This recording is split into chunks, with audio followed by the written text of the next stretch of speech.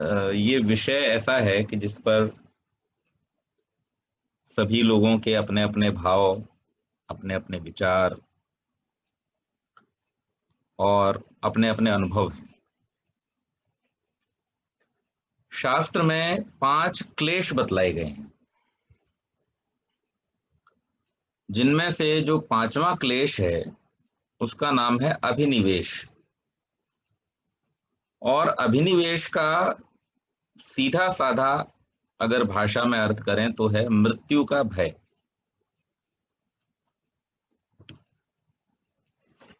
हमारी जो आज की चर्चा है वो हम इस बात को लेकर के शुरू करते हैं कि क्या वास्तव में मृत्यु भय की वस्तु है। इस पर हमें विचार करना चाहिए। कारण ये है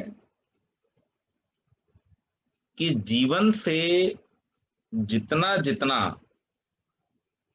हमारा जुड़ाव, हमारी अपेक्षाएं, हमारा मोह बढ़ता जाता है, मृत्यु से उतने उतने हम भयभीत होते जाते हैं। और समस्या ये शुरू कहां से होती है? जो बात आदरणीय संजय जी ने कही, वी आर नॉट प्रिपेयर्ड। तो यहां समस्या यही है कि हम तैयार नहीं हैं। किसके लिए?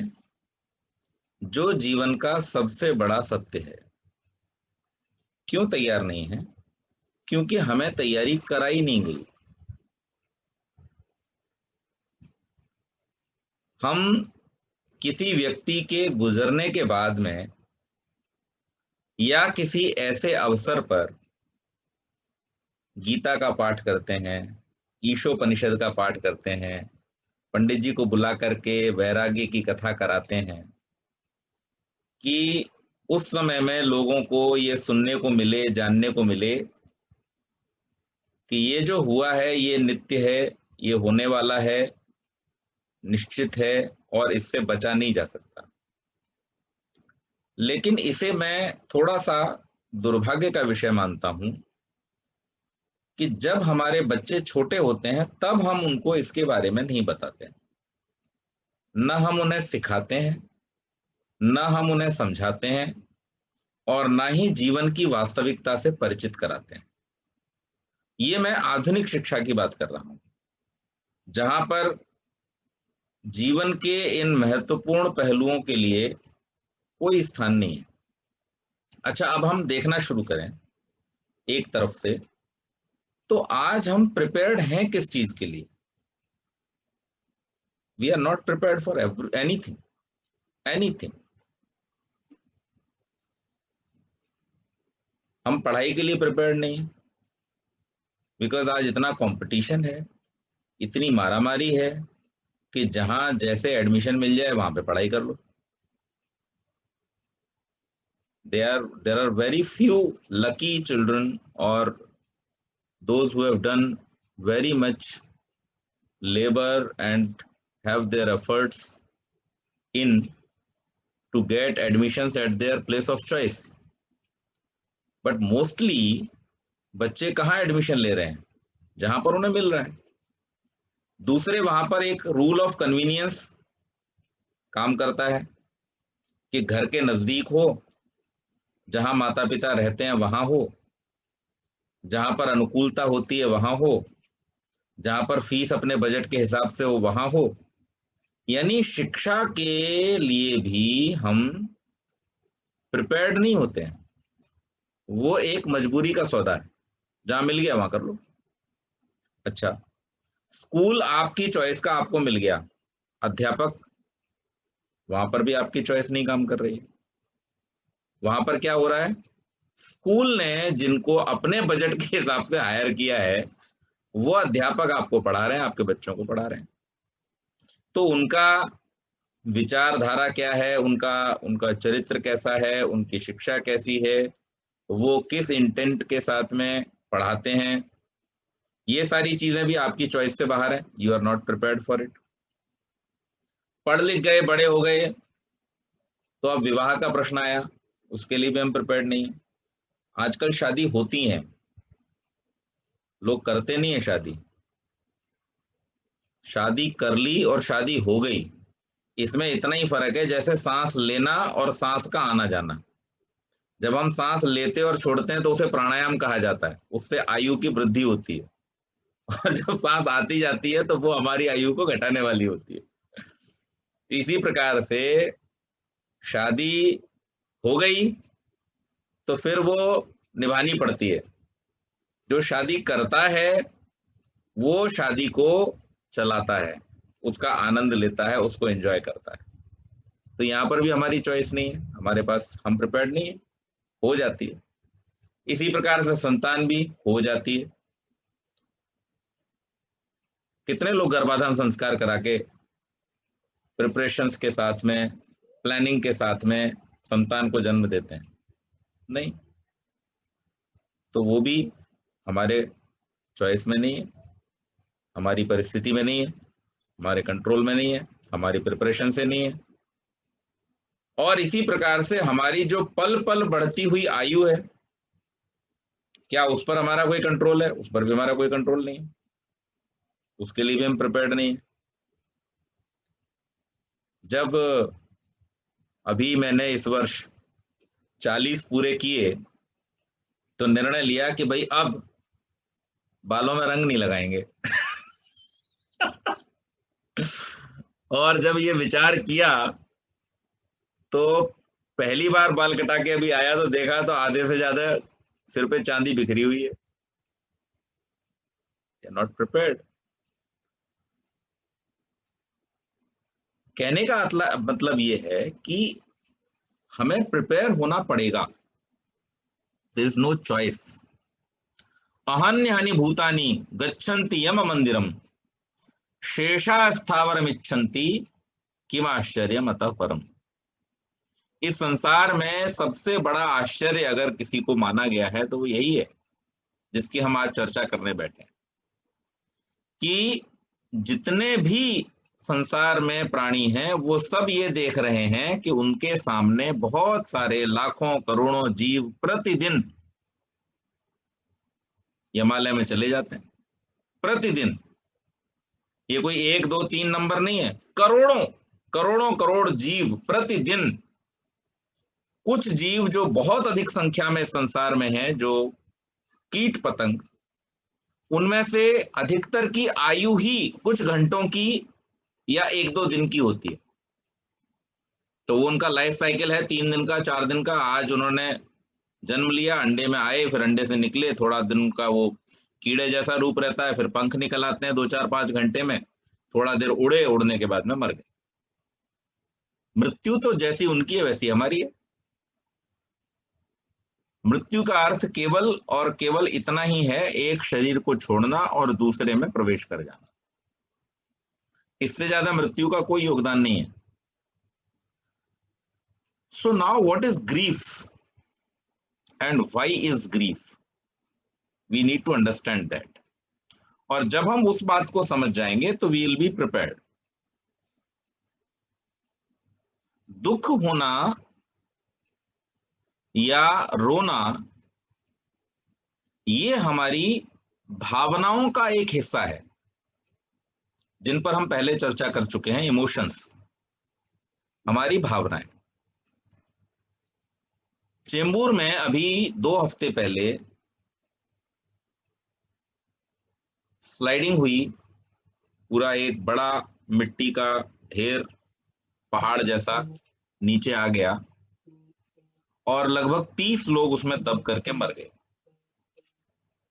बहुत सारे लोगों ने इस घटना को सुना होगा।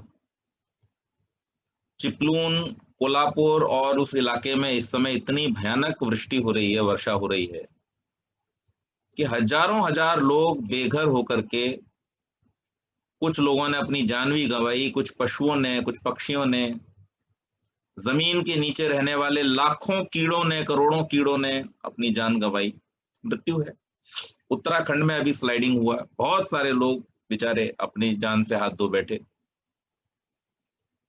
ये सब हुआ ये भी मृत्युएं उतनी ही दुख की विषय है जितना कि हमारे किसी नियर एंड डियर की जब मृत्यु होती है तब उतना दुख होता है। वो सब विषय मृत्यु का उतना ही है। तो अब हमें यह समझना पड़ेगा कि दुख, अवसाद और मृत्यु ये दो अलग अलग चीजें हैं। तो दुख मृत्यु के कारण से नहीं है, दुख है विच्छोह के कारण से। जो हमारा बिछड़ना हो जाता है और फिर इस दृष्टि से कि अब कभी भी दोबारा मिलना नहीं होगा, ये हमारे इमोशनल लेवल को, हमारे इमोशंस को इतना ज्यादा प्रभावित करता है कि हम सहज ही भावुक हो जाते हैं और भावुक होकर के हम रोते हैं, परेशान होते हैं, अवसादग्रस्त होते हैं। लेकिन अगर इसी में हम इस सत्य को मान लें कि जो चला गया है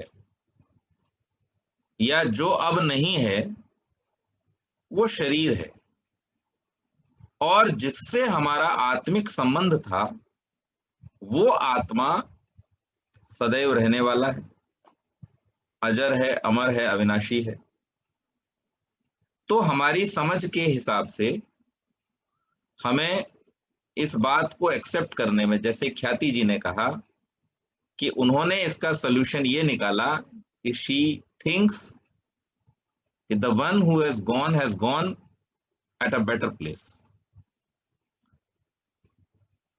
तो ये हमारे मन को समझाने का एक अच्छा तरीका है, उसको हम इस प्रकार से समझा सकते हैं।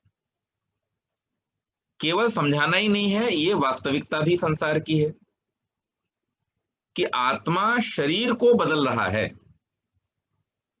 वो कहीं जा नहीं रहा है।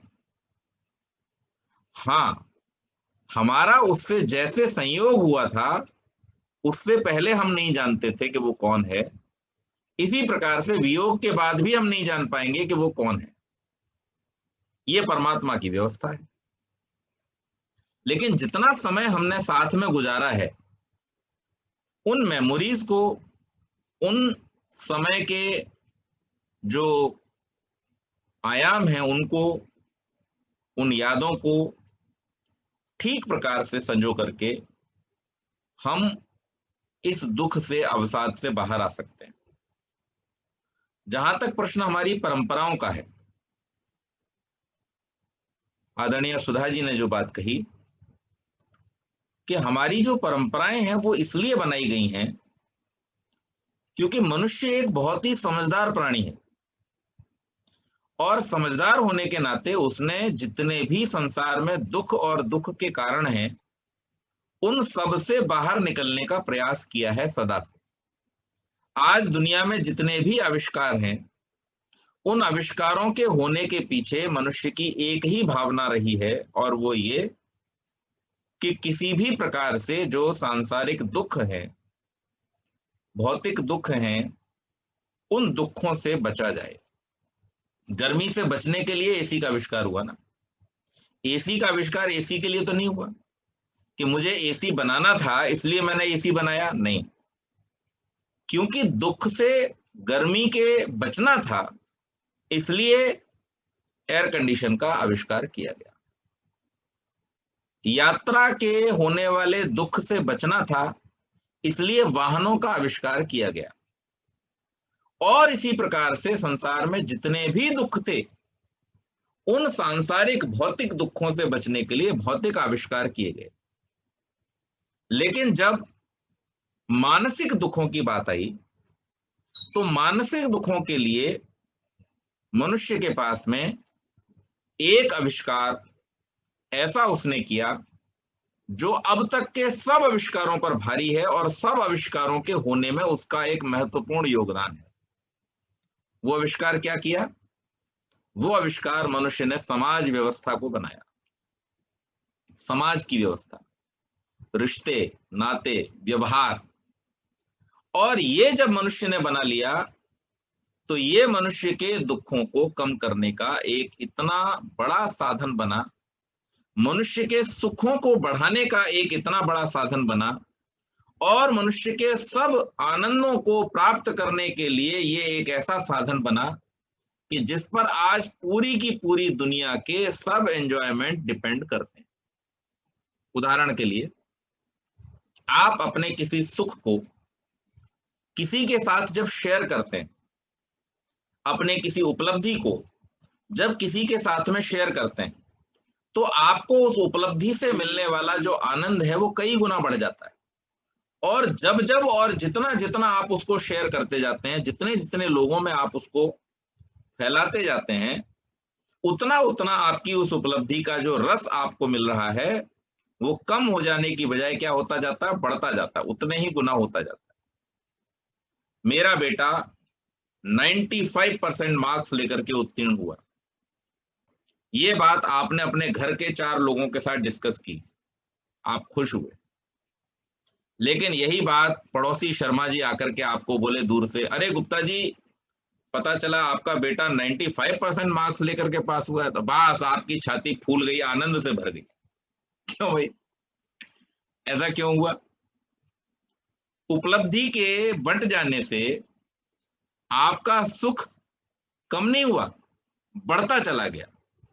तो सुख बांटने से निरंतर बढ़ता चला जाता है, ये मनुष्य ने जान लिया, और इसलिए उसने उत्सव बनाए, इसलिए उसने पर्व बनाए, और इसलिए उसने परंपराएं बनाई कि चाहे सुख का अवसर हो और चाहे दुख का अवसर हो, सब एक दूसरे के साथ मिल करके, एक दूसरे के साथ जुड़ करके अपने सुखों का वितरण करेंगे। और जब दुख होता है तो उस समय में मनुष्य ने क्या जाना? ये जाना कि अगर मैं अपने दुख को किसी के साथ शेयर कर लेता हूं तो मेरे मन का बोझ हल्का हो जाता है। बस ये जो जाना, इस जाने हुए को उसने तुरंत इंप्लीमेंट किया, और फिर ऐसी परंपराएं बनाई कि जिनमें मनुष्य जब दुखी हो, परेशान हो, संतप्त हो, अवसादग्रस्त हो, उस समय में वो बहुत सारे लोगों के बीच में ले आया जाए, ताकि उसका जो दुख है, जो संताप है, जो अवसाद है, वो बट जाए और वो उससे बाहर निकल आए। तो ये मनुष्य की एक बहुत बड़ी विशेषता है। केवल मात्र मनुष्य नहीं, अगर हम दुनिया भर के पशु पक्षियों पर भी दृष्टि डालें तो उनके व्यवहार को भी जब हम देखेंगे तो हमें ये पता चलता है कि वो भी कुछ इसी प्रकार से सामाजिकता के व्यवहार को, बहुत सारे सामाजिक पशु पक्षी इस दुनिया में हैं जो ऐसी ही व्यवस्था में झुंड आदि में रहते हैं, और उस झुंड में उनका जो व्यवहार होता है वो एक दूसरे के साथ में इसी प्रकार का होता है। वो भी एक दूसरे को सांत्वना देते हैं, वो भी एक दूसरे के साथ में समय व्यतीत करते हैं अगर ऐसी कोई परिस्थिति आती है, और उसके परिणाम स्वरूप वो उस दुख से बाहर आ जाते हैं। तो ये मनुष्य ने आसपास देख करके, अपने जीवन में अनुभव करके जाना, और जान करके इसको अपना लिया, और अपना करके वो उस दुख से बाहर आ गया। अब तीसरी बात है कि हमें वो शक्ति कहां से प्राप्त हो कि हम ऐसा व्यवहार कर सकें। तो देखिए, शक्ति ये मन की है, ये शरीर की शक्ति से नहीं। हमने बड़े बड़े शक्तिशाली लोगों को डरते, बिलखते, फूट फूट कर रोते हुए देखा, और बहुत सारे बिल्कुल मरियल से लोग, लेकिन उनको मन से इतना मजबूत देखा कि पत्थर की और चट्टान की तरह उनका मन जो है वो मजबूत था। तो ये कहां से होगा? क्योंकि ये मानसिक है, और मानसिक जो हमारी शक्तियां हैं वो हमको शिक्षा के द्वारा प्राप्त होती हैं। हमारा जैसा व्यवहार, हमारा जैसा संस्कार और हमारी जैसी शिक्षा होती है, उसके अनुसार ही हमारा जो चरित्र है उसका निर्माण होता है, हमारे मन का निर्माण होता है, हमारी वृत्तियों का, प्रवृत्तियों का निर्माण होता है, और उसके अनुसार ही हम व्यवहार करना सीखते हैं। तो इसलिए बच्चों के अंदर इस स्ट्रेंथ को डेवलप करने के लिए हमको ये चाहिए कि जितनी खूबसूरती से, जितने अच्छे ढंग से, जितनी तत्परता से और जितनी प्रेरणा के साथ में हम बच्चों को जीवन की विशेषताओं के बारे में बतलाते हैं, उतनी ही फ्रीडम के साथ, उतनी ही तत्परता के साथ, उतनी ही खूबसूरती के साथ में हमें उनको जीवन के इस सत्य के विषय में भी बताना चाहिए। और जब हम उनको इसके लिए तैयार करेंगे, यही वो देश है जहां पर अध्यात्म की शक्ति को लेकर के बड़े बड़े योद्धा युद्धों में अपने प्राण प्रण से चले जाते थे, अर्पण कर देते थे, और उन्हें जरा सी भी कोई ग्लानि, जरा सा भी कोई भय या जरा सी भी कोई शिकवा शिकायत नहीं होती थी। और केवल वही नहीं, उनकी माताएं, उनके परिवार, उनके पिता भी ऐसे ही होते थे कि जो अपनी संतानों को राष्ट्र के हित के लिए, धर्म की रक्षा के लिए, समाज की उन्नति के लिए बिल्कुल न्योछावर कर देते थे, और उनको भी किसी प्रकार का कोई इस बात के लिए लेकर के पछतावा या अफसोस या अवसाद नहीं होता था। क्यों नहीं होता था? क्योंकि उन्होंने जीवन की इस वास्तविकता को समझ लिया था कि मृत्यु जीवन का एक अनिवार्य सत्य है, ये होने ही वाली है। इसलिए खूबसूरती इसमें है कि हम जीवन के इस सत्य को समझ करके जो समय हमको मिला है उस समय का ठीक ठीक उपयोग हम करें। दूसरी बात, जिन लोगों के साथ हम हैं परिवार में, उन परिवार के लोगों को जितनी उनकी उन्नति, जितना उनको सुख और जितना उनके लिए हम अच्छा कर सकते हैं उतना करने का हम प्रयास करें।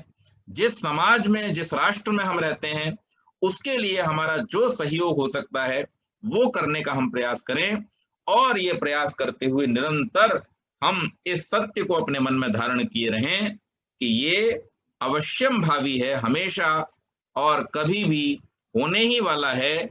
इसलिए इससे हम किसी भी प्रकार से भयभीत न हो और इसका शोक भी न मनाएं। यस्मिन् सर्वाणि भूतान्यात्मैवा भूत विजानता तत्र को मोह कः शोकः एकत्वम अनुपश्यता।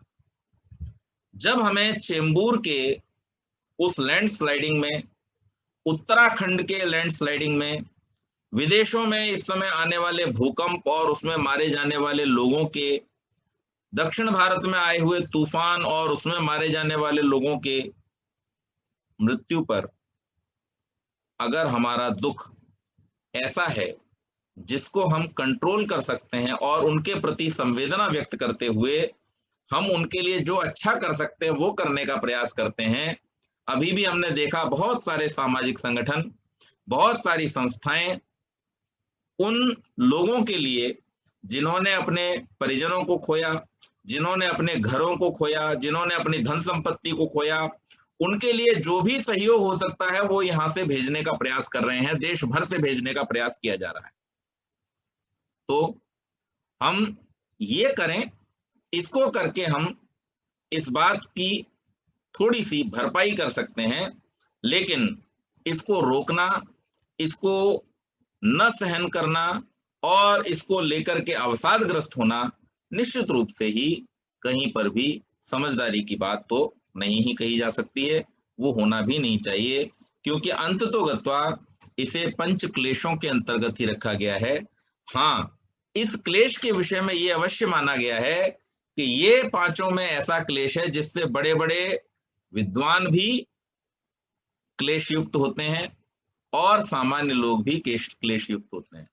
बड़े बड़े समझदार पशु पक्षी भी होते हैं और जो बेचारे सामान्य पशु पक्षी हैं वो भी होते हैं। ये अभिनिवेश, ये मृत्यु का भय एक ऐसा क्लेश है जो सबको ही अपने अंदर ले लेता है, समा लेता है, लेकिन विशेषता इसमें है कि हम इसको स्वीकार करके उससे बाहर निकलने का प्रयास करें।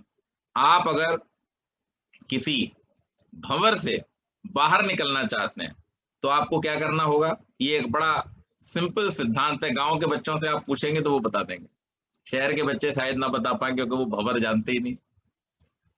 जो पानी के अंदर पड़ने वाले भंवर होते हैं, अगर आप कभी तैरते हुए उसमें फंस गए तो उससे निकलने का तरीका क्या है? उससे निकलने का सबसे सरल तरीका यह है कि हाथ पैर मारना थोड़ी देर के लिए बंद कर दो। वो भंवर तुम्हें अपने आप ही ऊपर निकाल करके, और जितना प्रयास करोगे, जितने हाथ पैर मारोगे, उतना ही और नीचे जाओगे। तो इसी प्रकार से जीवन में हमें ये समझना चाहिए कि जो अवश्यम भावी होने वाली घटना है, जिसका किसी भी प्रकार से कोई तोड़ नहीं है, और जिसके लिए बड़े बड़े लोगों ने प्रयास करके देख लिया। आप सबने बड़े बड़े उदाहरण सुने होंगे इसके लिए। महाराज ययाति का उदाहरण आपने सुना है। उनकी कथा आती है कि उनको जीने की इतनी इच्छा थी, उनकी इच्छा को देख करके उनके पुत्रों ने उनसे कहा कि आप मेरी आयु ले लीजिए, और एक के बाद एक के बाद एक के बाद अनेक पुत्रों की आयुओं को लेते हुए वो जीते चले गए, जीते चले गए। उनके पुत्र उनके सामने मरते चले गए, उनके पौत्र उनके सामने मरते चले गए, और एक दिन जाकर के उन्होंने रियलाइज किया कि आखिर में इतना जी आया, और भी जीता रहूंगा तो भी क्या, समय महत्वपूर्ण नहीं है, समय को कैसे बिताया गया ये महत्वपूर्ण है। तो हम जीवन की वास्तविकता को जितना अच्छे प्रकार से समझ करके और फिर अपने जीवन का बढ़िया उपयोग कर सकते हैं, इस पर हमें फोकस करना चाहिए। बहुत अच्छी बात एक शायर ने लिखी है कि मौत आसूदगी का वक्फा है। आसूदगी का मतलब होता है इंटरवल फॉर रेस्ट। मृत्यु क्या है? मृत्यु एक इंटरवल है, काहे के लिए? विश्राम के लिए। मौत आसूदगी का वक्फा है, यानी आगे चलेंगे दम लेकर। थोड़ा विश्राम करता है जीवात्मा और उसके बाद फिर चल पड़ता है यात्रा पर। जहां तक दुख की बात है, दुख तो देखिए कोई हमसे अगर एक शहर से दूसरे शहर जाता तो भी होता है। तो दुख जैसा कि मैंने कहा वो मृत्यु का नहीं है, वो बिछोह का दुख है। इसलिए मृत्यु के लिए तत्पर रहें और अपने मन को मजबूत करके इस भावना के साथ में कि संसार एक महासागर है और हम सब कौन है? हमारे पिताजी एक बहुत बढ़िया पंक्ति सुनाते हैं, संसार महासागर है, हम सब मानव हैं तिनके, लहरों पर भटक रहे हैं कौन यहाँ पर किनके। कई बार जब लहरें आती हैं तो बहुत सारे दूर दूर से आके तिनके मिल जाते हैं, और फिर वही अगली लहर जब लौट करके जाती है तो सबको अलग कर देती है। इसी तरह से नाना प्रकार के संयोग जन्म जन्मांतर के, हम कहाँ एक दूसरे को जानते हैं? क्या हम अपने पुत्र को जानते हैं? नहीं। और नहीं जानते इसीलिए तो उसके नामकरण के समय पे पिता पूछता है उससे, कोसी कतमोसी कस्यासी को नामासी। अरे भाई कौन हो, कहां से आए हो, किसके हो, तुम्हारा नाम क्या है? हमें तो कुछ भी नहीं पता है तुम्हारे बारे में, लेकिन चलो अब तुम हमारे यहाँ आए हो तो तुम्हें हम एक नाम देते हैं, तुम्हारा प्यार का नाम देते हैं। तो जानते तो हम किसी को है नहीं, बस मिल गए हैं तो इस सफर को एंजॉय कीजिए। और जैसे यात्रा खत्म होने पर सब मुसाफिर अपने अपने रास्ते चल देते हैं, उसी प्रकार से हमें भी तैयार रहना चाहिए कि ये यात्रा हमारे डेस्टिनेशन पर जाकर के खत्म तो होगी और वहां हमें अपनी अपनी मंजिल पर फिर से चल देना होगा। यही सबसे बड़ा तरीका है इससे बचने का, इससे निपटने का और इस पर विजय प्राप्त करने का। ये थोड़ी सी चर्चा मैंने की। बहुत बहुत धन्यवाद। अब आप लोग प्रश्न कर सकते हैं।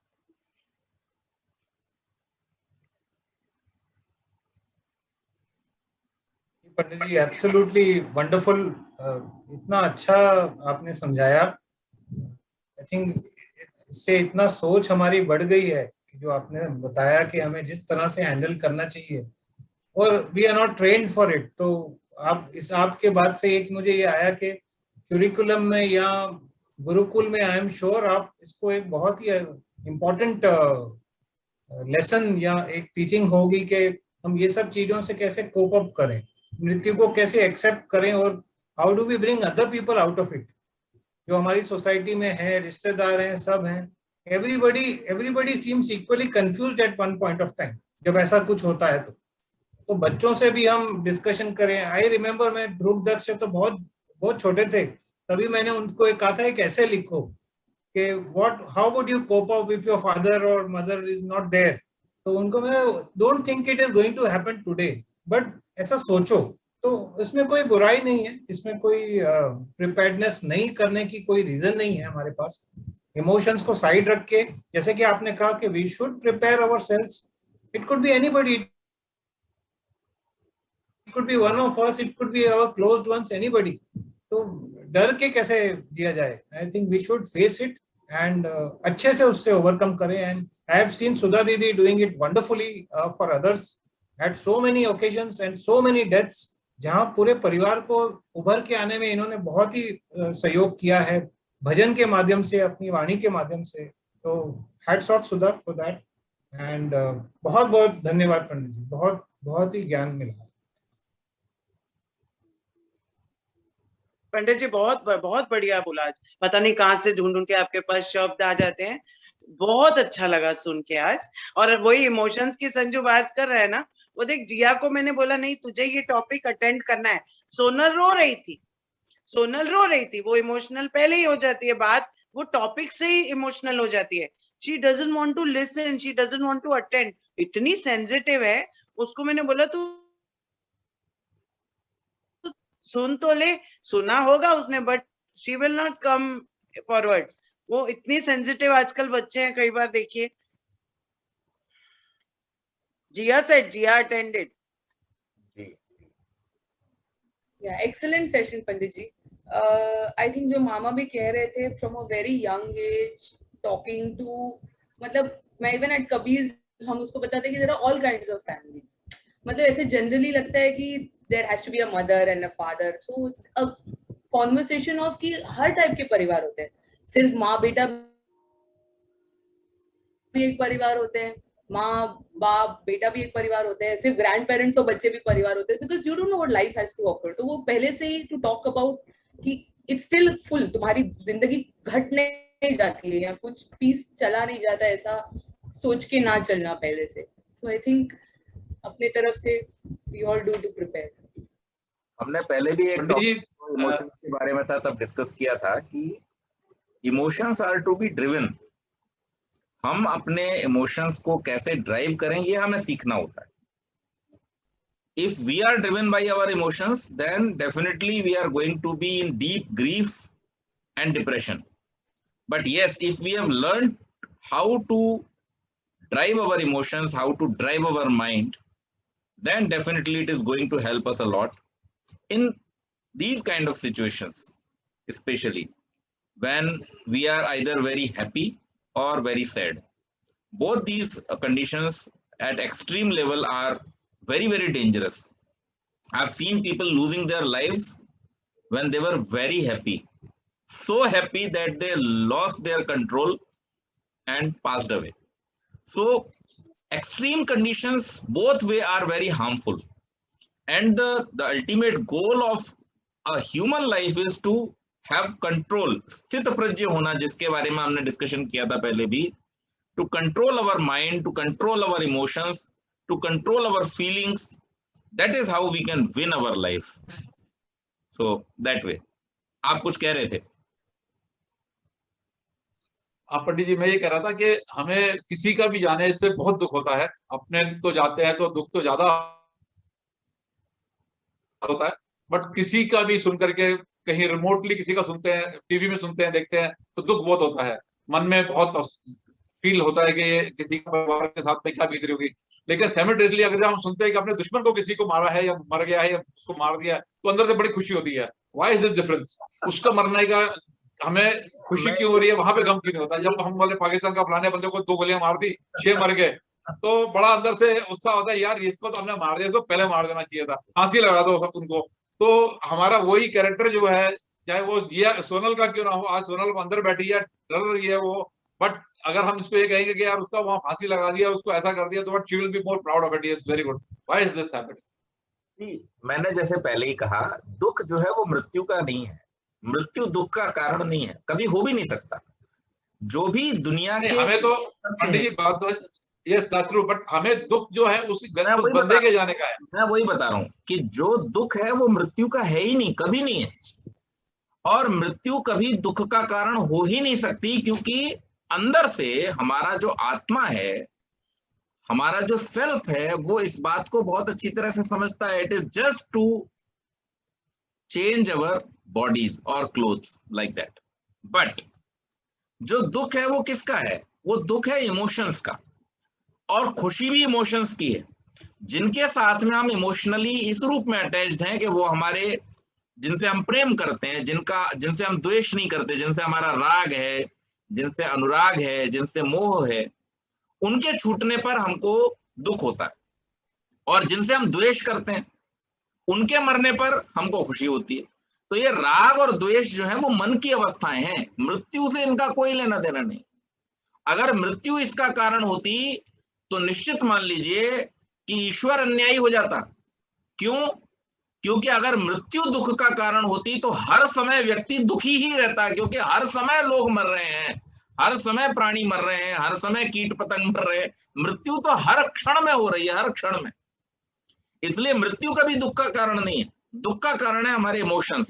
सो one who knows how to control our emotions, he can win over the death.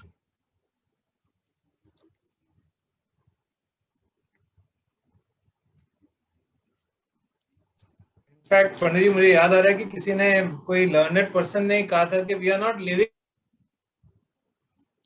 Every day, we are actually dying every day. तो वो साइकिल जो होती है वो उस एक पॉइंट पे आके खत्म हो जाती है। It's it's basically a point of view. We are coming closer to the death. Yeah, we can see that, and that way also we can see the life. But being optimistic, because last topic was about optimism, so this is a very pessimistic way of looking at the life, कि हम मृत्यु की तरफ जा रहे हैं। But the right way is to, हमें ये एनालाइज करते चलना चाहिए, ये याद हमेशा रखना चाहिए। तरफ जा रहे हैं मतलब ये बात वहां कही जा सकती है where we know where is the destination, but when we don't know कि कब मृत्यु होनी है, कहां मृत्यु होनी है, कैसे मृत्यु होनी, कुछ भी हमको पता नहीं है। So it is better to look at the lighter side, and the lighter side is, the brighter side is that we look at the life, we look at our deeds, we look at our thoughts, we look at our emotions, we control our emotions and do rightful things, so that whenever and whatever way we leave this world, we are contented, we are happy, and all are remembering us in a good way. हम जो मंत्र बोलते हैं मृत्युंजय का, उस मृत्युंजय के मंत्र में हम कहते क्या है? त्र्यंबकम यजामहे सुगंधिम पुष्टिवर्धनम उर्वारुकमिव बंधनान् मृत्योर्मुक्षीयमामृतात्। मामृतात्, अमृत से हमें दूर नहीं होना है, मृत्यु से दूर होना है। और कैसे दूर होना है? जैसे पका हुआ फल अपनी डाल से अलग हो जाता है, वैसे दूर होना है। साथ में विशेषता क्या होगी कि जैसे उसकी सुगंधी चारों ओर फैलती है, वैसे ही हमारे शुभ कर्मों की सुगंधी सब ओर फैलती हुई हो। यानी हमारे जाने के बाद, कबीर जी की भाषा में कहें तो ये ना हो कि हमारे मरने के बाद में लोग कहें अच्छा हुआ। ऐसा कहें सब लोग कि जब हम पैदा हुए हम रोए और जग हंसा, और जब हम मरे तो हम हंसे और जग रोए। ऐसा हमें करना चाहिए, ऐसी करनी करके हमें चलना चाहिए, ताकि निश्चित रूप से संसार में लोग हमको अच्छे प्रकार से याद रखें। ये मृत्यु पर विजय का प्राप्त करना है। भगत सिंह कभी मरेंगे नहीं, महाराणा प्रताप, शिवाजी, चंद्रशेखर आजाद, महर्षि दयानंद, राम कृष्ण श्रद्धानंद, ये कभी नहीं मरेंगे। इन्होंने मृत्यु पर विजय प्राप्त कर ली। यही तो मृत्यु पर विजय है। शरीर से मृत्यु पर विजय कभी प्राप्त नहीं होती, कर्मों से मृत्यु पर विजय प्राप्त होती। तो जिन्होंने अच्छे कर्म अपने जीवन में कमा लिए, जिन्होंने कर्मों की पूंजी से अपने जो कार्मिक शरीर है उसको जिन्होंने बना लिया, वो कभी भी मरेंगे नहीं। तो इसलिए हमें इस बारे में विचार करना चाहिए, रादर देन ये तो एक बहुत ऐसी सोच हो गई कि हम हर दिन मौत की तरफ बढ़ रहे हैं, मतलब हमारे पास करने के लिए कुछ है ही नहीं। We just have nothing to do. We are just waiting for death to come to take us. But हम लोग ऐसा नहीं सोचते हैं। भारतीय परंपरा, वैदिक संस्कृति हमें जीवन की ओर देखने की बात कहती है कि अपने जीवन को देखिए और उन्नति की तरफ आगे बढ़िए।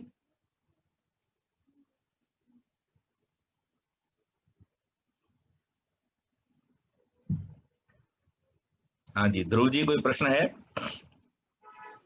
नहीं, आई थिंक बहुत अच्छा डिस्कशन था। मैंने देखा कि टॉपिक की स्टार्टिंग मेरा पर्सनल ऑब्जर्वेशन था कि सब थोड़ा सा अनसेटल्ड थे, अनश्योर नहीं थे कि कॉन्वर्सेशन किस डायरेक्शन में जाएगा। बट आई थिंक एक सर्टेन सेंस ऑफ ईज है जो मैं सबके चेहरे पर देख सकता हूँ अभी, और वही पॉइंट होता है इन बातों पे बात करने का, जैसे आपने मेंशन किया था कि अच्छा है कि हम टू सम एक्सटेंट इस बारे में बात करें, so that everybody can become a little more comfortable with it. So I think वो primary objective था, and I think we have succeeded in as a group